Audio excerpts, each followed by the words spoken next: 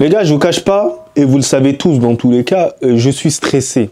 Voilà, demain on va jouer face à l'Atlético de Madrid et je me demande quelle va être l'issue du match. Est-ce qu'on va s'imposer? Est-ce qu'on va s'incliner? Est-ce qu'on va s'incliner aussi lourdement? Parce que c'est une probabilité aussi qui est dans ma tête, au vu des nombreux blessés qu'on a, au vu de la dalle que l'Atlético de Madrid a face au Real Madrid, on le sait très bien. Malgré qu'on joue à domicile, je ne suis pas rassuré. Cette année, non, je ne suis pas rassuré. L'entraîneur est assez ambigu sur certaines situations, mais bon, on va en parler calmement. Donc, avant tout, n'hésitez pas à vous abonner, à partager la chaîne, mais aussi à activer la cloche, ça me donnera énormément de support. Donc, les gars, Carlo Ancelotti, on le sait très bien, c'est la première incertitude. On ne connaît pas la composition d'équipe qui va être alignée.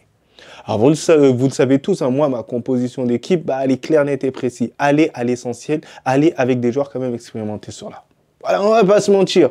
Mais Carlo Ancelotti, je ne sais pas en défense centrale, est-ce qu'il va nous refaire Jacobo Ramon et Asensio et nous mettre Tchouaméni en tant que numéro 6? Valverde à droite? Est-ce que ça va être le choix? Je ne sais pas. Est-ce qu'au final, il va nous mettre Tchouaméni en défense centrale avec Asensio? Je ne sais pas. On sait que Rudiger, absent.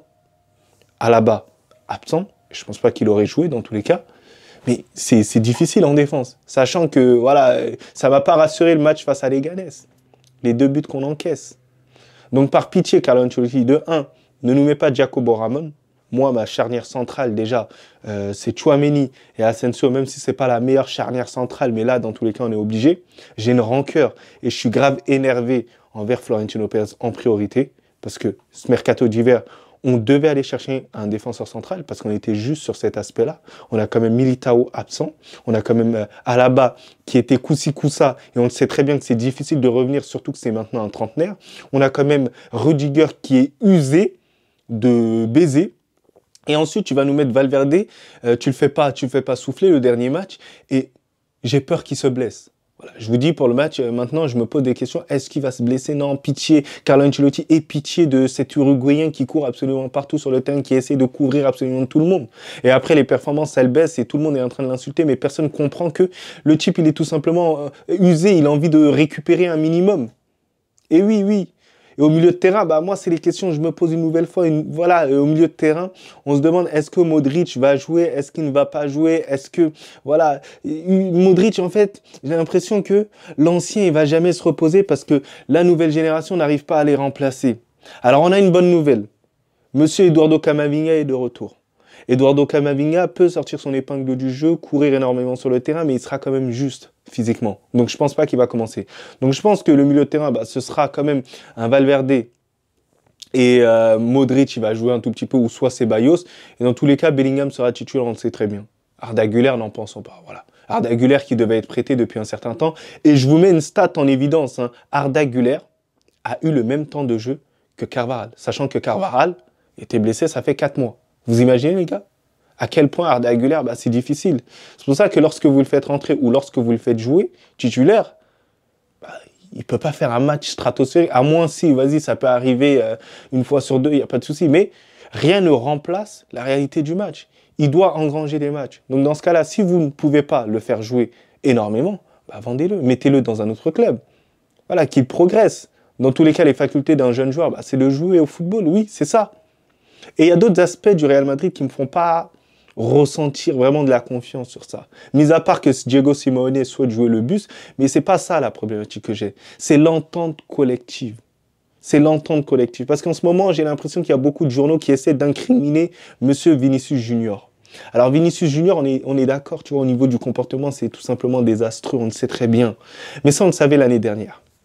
Et le problème que j'ai avec certains fans du Real Madrid et certains journaux qui militent contre Vinicius, c'est que vous êtes des hypocrites.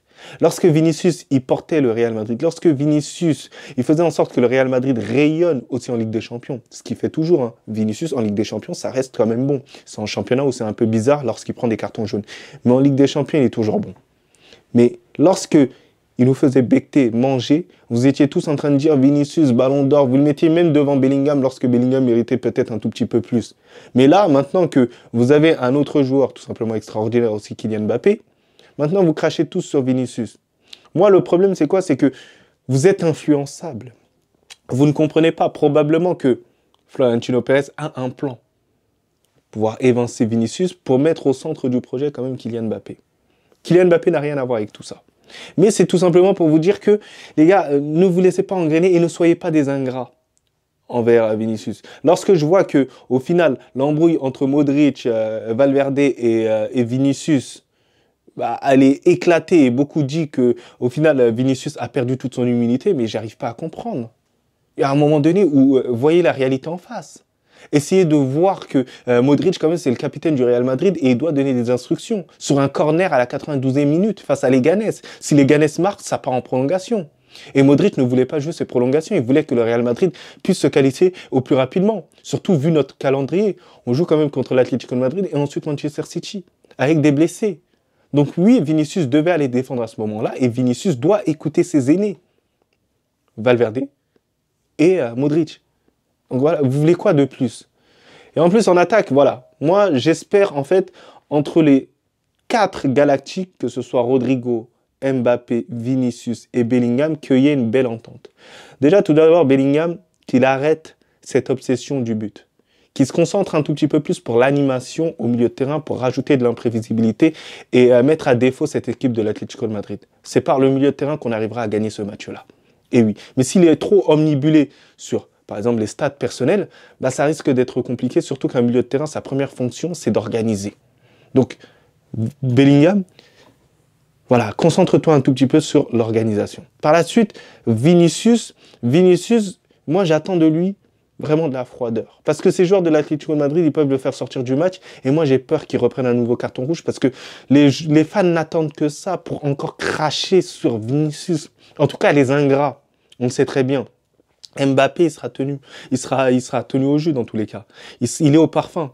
Il a intérêt de faire un bon match face à l'Atlético de Madrid parce que ça reste quand même un gros match. Et beaucoup disent que Mbappé, il est fort contre les faibles, etc. Même si pour moi, je vous trouve hyper dur avec lui.